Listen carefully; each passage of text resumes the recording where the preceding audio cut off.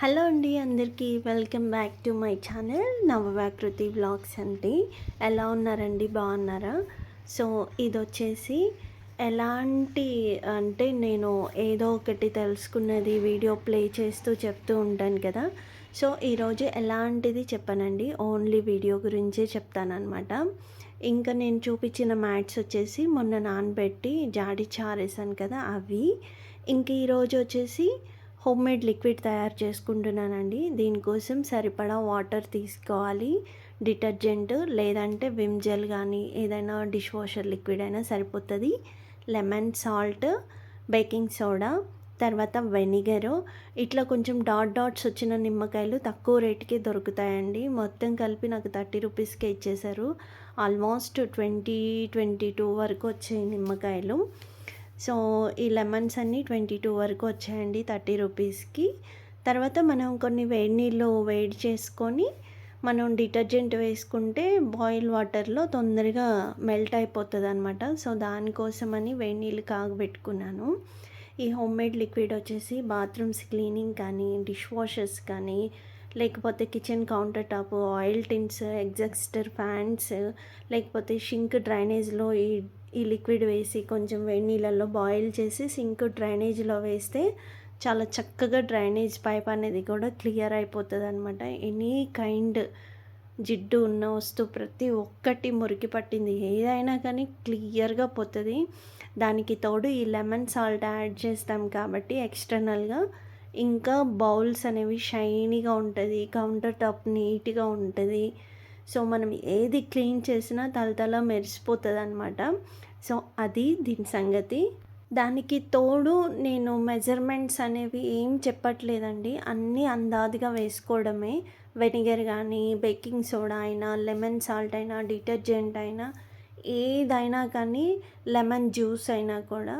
So నేను అలా కలిదిప్పుకున్నాను అనమాట, డిటర్జెంట్ వేసి వేడి నీళ్ళలో అది యాడ్ చేసేస్తున్నాను. కొంచెమేమో షార్ట్ వీడియో కోసం ఉంచుకున్నానండి, లెమన్స్ కానీ వాటర్ అన్నీ. ఏం చేస్తామో లాంగ్ వీడియోని షార్ట్ వీడియో కింద కన్వర్ట్ చేయడం నాకు రావడం లేదు.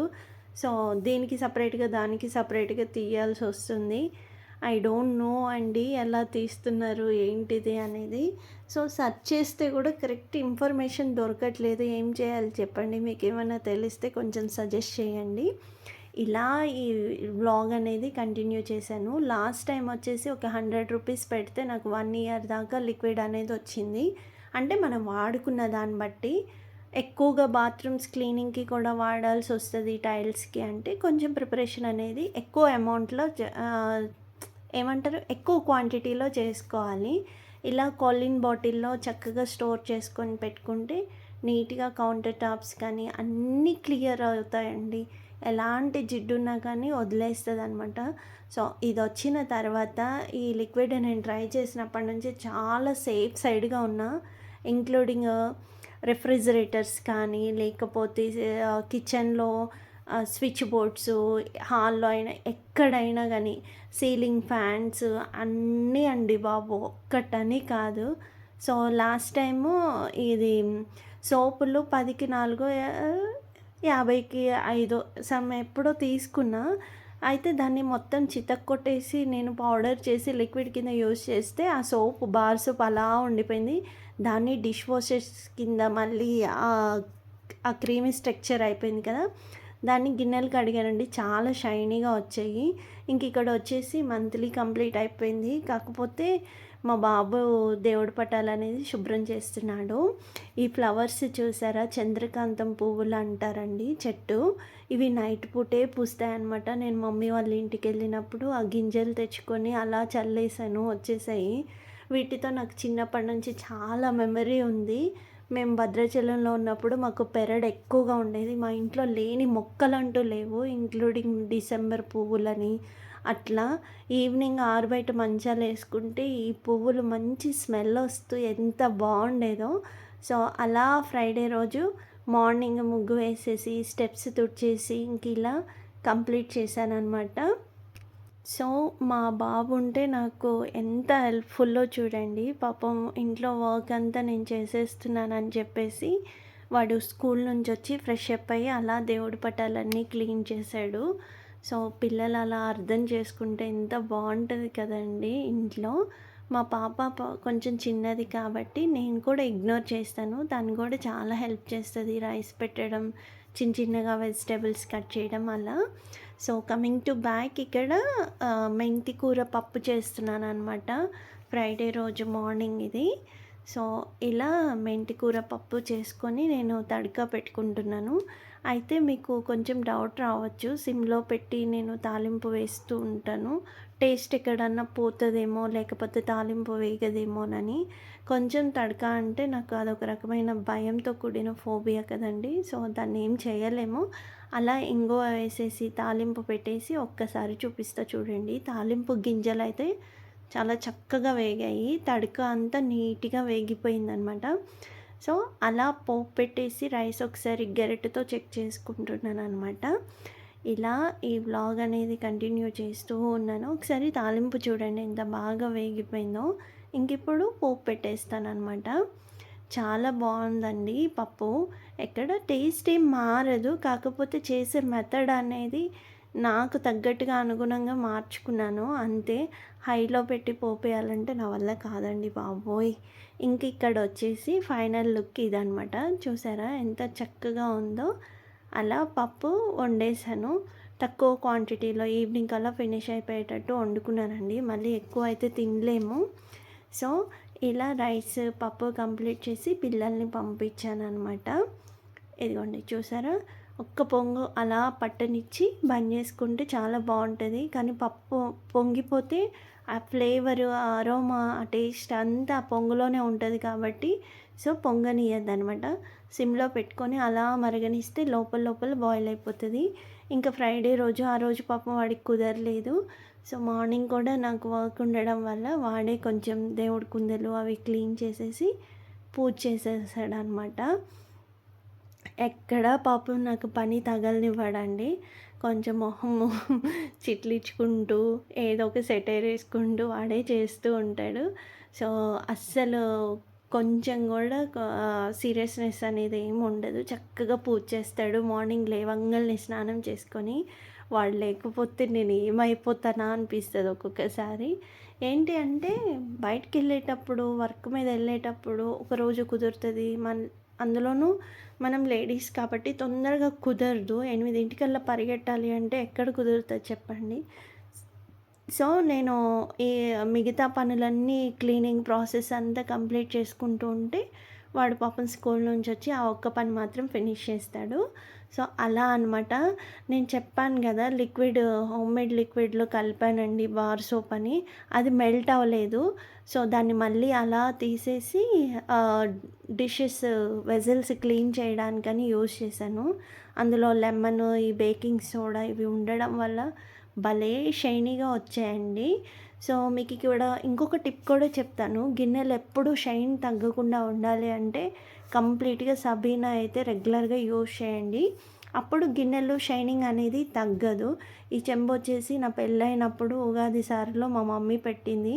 ఇంకా 2 కైండ్ ఆఫ్ గ్లాసెస్, కొన్ని గిన్నెలు మా అత్తమ్మ జాయింట్లో ఉన్నప్పటి నుంచి ఉంటున్నాయి. అవి నా దగ్గరకు వచ్చేవి కూడా అలా షైన్ ఉన్నాయి అంటే నేను కంప్లీట్గా సబీనా లేకుండా అస్సలు వాడానండి. ఎందుకు అంటే ఊర్లో మనకి వరి పొట్టేసి గిన్నెలు తోమడం అలవాటు కదా.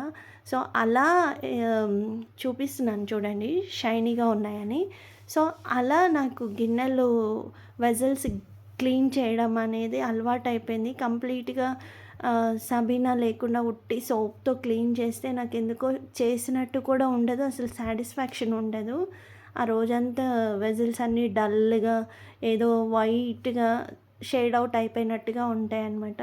సో గిన్నెలు ఎప్పుడు షైనీగా ఉండాలి, లాంగ్ టైంలో బాగుండాలి, పాత గిన్నెలైనా బాగుండాలి అంటే కంపల్సరీ సబీనా అనేది తప్పకుండా యూజ్ చేయండి. చాలా బాగుంటాయి అన్నమాట గిన్నెలు. సో అదే ఇక్కడ షేర్ చేసుకుంటున్నాను, ఓకేనా.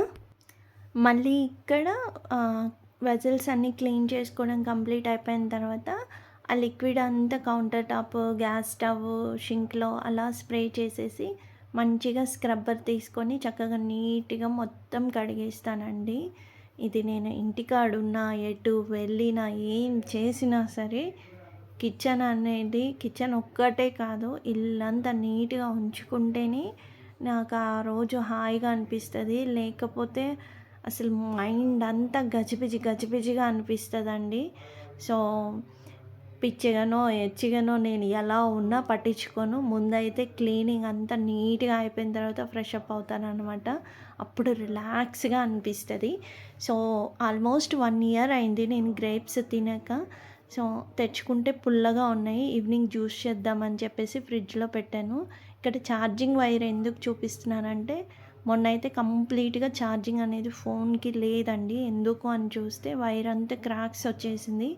సో, ఎంత పెట్టినా గానీ ఛార్జింగ్ ఎక్కట్లేదు. సడెన్‌గా ఇక బయట నుంచి తెచ్చుకుంటే 350 పడింది. ఆన్‌లైన్‌లో తక్కువుంది కానీ, మనకి అప్పటికప్పుడు ఆన్‌లైన్‌లో డెలివరీ కాదు కాబట్టి, బయట నుంచి తెచ్చుకోవాల్సొచ్చిందండి. సో, అలా ఇప్పుడు చాక్ పీస్ ఎందుకంటే, అది పొద్దింకలది చూపిస్తున్నారు. చీమలు పోవట్లేదంటే అదే చూపిస్తున్నారండి. ఇక తప్పేది లేక ఈసారి పోకపోతే వేరేది తీసుకుంటా, రిటర్న్ ఇచ్చేస్తా. నా అమౌంట్ నాకివ్వండి అంటే, ఓకే అమ్మ తీసుకెళ్ళన్నాడు. బట్ గీసి చూశాను మొత్తము. ఎందుకంటే క్లీనింగ్ అయిపోయిన తర్వాత ఒకసారి చాక్ పీస్‌తో గీసుకోండి లక్ష్మణ రేఖతో, చీమలనేవి రావు. ఇంకా ఈ మాపు కర్ర జోలికొస్తే దేవుడా! నా తిప్పలు భగవంతుడికే తెలియాలి. సో, 250 చెప్పారండి. నేను అటు చేసి, ఇటు చేసి 170కి బేరమాడి తెచ్చుకున్నాను. ఇది బకెట్‌లో పట్టట్లేదు, ముంచడానికి రావట్లేదు, డిప్ చేయడానికి రావట్లేదు. మోపెనంత బరువుంది. నడుములు కలక్కమంటున్నాయి అసలు. సో, దాన్ని పిండడానికి కూడా 2 పార్టిషన్ చేసి పిండి అలా ఇలా సచ్చి చెడి బేరం ఆడినందుకు కూడా ఇదొక పెద్ద పనిష్మెంట్ లాగా ఫీల్ అయ్యాననమాట. ఫైనలీ ఇంకా పనంతా కంప్లీట్ చేసుకొని ఇంటికాడ ఉన్నప్పుడు ఇలా ప్రశాంతంగా కూర్చొని పూజ చేసుకుంటానండి. సో, సర్వకాల సర్వావస్థల యందు భగవంతుడు మనకి ఎప్పుడూ తోడుగా ఉంటాడు. అలాంటి భగవంతుడికి ఏ నైవేద్యం పెట్టకపోయినా, ఒక పువ్వు పెట్టకపోయినా, ఒక పూజ చేయకపోయినా పర్లేదండి. దైవనామ స్మరణ చేసుకుంటూ వీలున్నప్పుడు ప్రశాంతంగా ముందైతే దేవుడి రూమ్‌లో కూర్చోవడానికి ట్రై చేయండి. ఏదో ఉడతా భక్తిగా నాకొచ్చిన 4 స్తోత్రాలు చదువుకొని అలా పూజ చేసుకుంటాను. అవే పిల్లలకి మధ్య మధ్యలో నాకు వచ్చినవి ఆ 4 నేర్పిస్తూ ఉంటాననమాట. సో, ఎలాంటి సిచ్యువేషన్‌లో అయినా గానీ మనల్ని మనలా నిలబెట్టి మనకి తోడుగా ఉండేవాళ్ళు ఒకళ్ళున్నారు అంటే అది భగవంతుడు మాత్రమేనండి. ఇది నేను పర్సనల్‌గా ఎక్స్‌పీరియన్స్ అయ్యి మరీ చెప్తున్నాను. ఎలాంటి సిచ్యువేషన్‌లో ఎవ్వరు లేకపోయినా భగవంతుడు అనేవాడు ఒక్కడు తోడుగా ఉంటే ఎలాంటి మూమెంట్‌లో అయినా మనం నిలబడగలుగుతాము. అలాంటి దైవాన్ని మనం ఎప్పుడూ మర్చిపోకూడదనమాట. ఎప్పుడు కృతజ్ఞతగా ఉండాలి. సో, అవి కొన్ని కొన్ని సిచ్యువేషన్స్ మనకి నేర్పిస్తాయన్నమాట. ఇలా వచ్చేస్తే ఇంకా అన్నము పొద్దుటిది కొద్దిగా వండింది. సో, ఇలా సద్దన్నం ఉంది. అది నాకు సరిపోతది. ఇంక ఎక్స్ట్రా కూడా అవసరం లేదు. నిన్నటిది థర్స్‌డేది చిక్కుడుగాయ కర్రీ ఉందనమాట. ఇలా పప్పులో వేసుకొని తినేస్తానింకా. తిన్న తర్వాత భగవద్గీత చదవడం స్టార్ట్ చేస్తాను. ఖాళీగా ఉన్నప్పుడు, ఇంటికాడ ఉన్నప్పుడు, ఎటు వెళ్ళనప్పుడు కంపల్సరీ భగవద్గీత చదువుతాను. ఇంకా నేను ఈ గిన్నెలో తింటానని ఎవ్వరు ఏమి అనుకోవద్దండి. ఎందుకు అంటే నాకు, మా అమ్మకి ఇలా గిన్నెలో తింటే తృప్తిగా కడుపు నిండినట్టుగా ఉంటది. అది ఎందుకో తెలవదు. మా మమ్మీ, నేను ఎక్కువగా బౌల్స్‌లో తినడానికే ఇష్టపడతాము. బట్ చాలా బావుంటది. అది కూడా వేరే ఉద్దేశంతో అన్యథా మరోలా భావించకండి. ఎందుకు అంటే ఒక్కొక్కళ్ళకి ఒక్కొక్క వేరియేషన్ టేస్ట్ అనేది ఉంటదనమాట. దాన్ని ఏం చెయ్యలేము. సో, ఇలా వచ్చేస్తే ఇక్కడ భగవద్గీత అండి. ఒక హిందువుగా పుట్టినందుకు అన్ని వేదాలు, శాస్త్రాలు ఏవైతే ఉన్నాయో ఏయి చదవకపోయినా మనకి మనల్ని నమ్ముకున్న వాళ్ళ వల్ల మనం ఎప్పుడన్నా జీవితంలో మనకి స్ట్రెస్‌కి లోనయ్యి వాళ్ళ ద్వారా మోసపోయినా, లేకపోతే డిప్రెషన్‌కి గురైనా, ఒక సమస్య మనకి ఎదురైనా ఎటు ఎళ్ళాలో దిక్కుతోచని స్థితిలో మనల్ని మన వెన్నంటూ ఉండి మనల్ని మనగా నిలబెట్టేది ఏదన్నా ఉంది అంటే ఒక్క భగవద్గీత అండి. దయచేసి భగవద్గీత చదవడం నేర్చుకోండి. మానసికంగా, శారీరకంగా అన్ని విధాల దృఢంగా ఉంటాము. సో రామాయణం కూడా అంతే నైతిక విలువలు నేర్పిస్తుంది. కుటుంబం అంటే ఎలా ఉండాలో తెలియజేస్తుంది. మనం మన పిల్లలకి ఇచ్చేది ఆస్తులు, పాస్తులు వీటన్నిటికంటే కూడా మనం ఇవ్వగలిగేది ఒకటి ఏదన్నా ఉంది అంటే మనోధైర్యాన్నండి. మానసిక మానసికమైన స్థిరత్వాన్ని మన పిల్లలకి పెంపొందించాలి అంటే భగవంతుడు సాక్షాత్కారము, భగవంతుడి ఆశీర్వాదం కావాలి. అలాంటి భగవంతుడే స్వయంగా తన నోటితో పలికి స్వయంగా ఈ భూమిపై నడియాడిన కృష్ణ పరమాత్ముడండి. అలాంటి పరమాత్ముడు ఇచ్చిన గీతోపదేశాన్ని మనం తప్పకుండా ఎంతో కొంత నేర్చుకొని మన పిల్లలకి నేర్పిద్దాము. సాంస్క్రిట్లో చదవడం రాకపోయినా, శ్లోకాలు సంస్కృతం రాకపోయినా తెలుగులో ఖచ్చితంగా ఉందండి. తెలుగు చదివి నేర్చుకొని మన పిల్లలకి అర్థమైనంత వరకు నేర్పచ్చు. ఇలా ఈ వ్లాగ్ అనేది ఎండ్ చేస్తున్నానండి. సో దయచేసి మరోలా అన్యథా భావించకండి. ఇంకా నేను భగవద్గీత చదవటం స్టార్ట్ చేస్తున్నాను అనమాట. ఇంతటితో ఈ వ్లాగ్ అనేది కంప్లీట్ చేస్తున్నాను. మరొక మంచి వీడియోతో కలుస్తాను. లక్ష్మీరమణ గోవింద గోవింద. లక్ష్మీరమణ గోవింద గోవింద. ధన్యవాదాలండి. మరి ఉంటాను. నమస్తే. థ్యాంక్ యూ అండి. Thank you so much. But ఈ వీడియో మీద మీ అభిప్రాయం ఏంటనేది తప్పకుండా కామెంట్ బాక్స్లో షేర్ చేయటం మర్చిపోవద్దు. ధన్యవాదాలు. నమస్తే అండి. ఉంటాను.